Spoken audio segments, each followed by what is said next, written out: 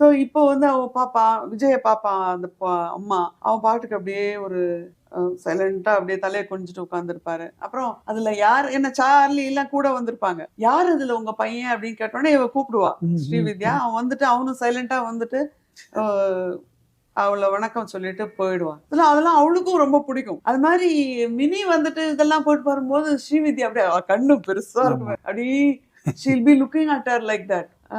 அப்புறம் வந்து ரெண்டு பேர் ஒரு மாதிரி ஸ்ரீவித்யா சொல்ல முடியாம ஒரு அழுகையை காமிப்பாங்க அந்த இடத்துல. சரின்னு சொல்லிட்டு கிளம்புறோம் அப்படின்னு சொல்லிட்டு கிளம்பும் போது ஸ்ரீவித்யா வந்து மற்றவங்கள்ட்ட எல்லாம் சொல்லுவா போயிட்டுறேன்னு, மினி கிட்ட சொல்ல மாட்டா.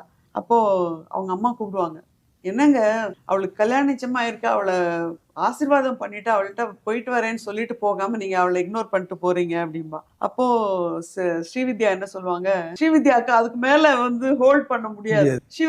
அவ என் வீட்டு மருமகங்க, அவள்கிட்ட நான் என்ன சொல்றது, நான் அவளை கூட்டிட்டு தான் போக முடியுமே தவிர நான் அவளை விட்டுட்டு எல்லாம் போக முடியாது அப்படின்னு அவங்க அம்மாவுக்கும் புரிஞ்சிருக்கும். அது அவங்க அம்மாவுக்கும் விஜய கண்டா பிடிச்சு போயிடும். உடனே அவன் வந்து கூட்டிட்டு போங்க அப்படின்பா.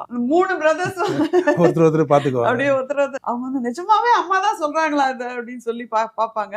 அப்போ வந்து அதுக்கப்புறம் மினி வந்துட்டு ரொம்ப அவர் எமோஷனல், அது வரைக்கும் உள்ளதான் அழுதுட்டு இருப்பா. அத பாத்துருப்பாங்க அவங்க அம்மா. சோ அந்த காதலுக்கு மரியாதை கொடுத்து அவங்க வந்துட்டு அந்த அதுவும் அந்த லேடி எடுக்கிற டிசிஷன் வந்து அந்த 3 பேரும் அபாய்ட் பண்றது வந்து அந்த இடத்துல ஒரு ஹைலைட்.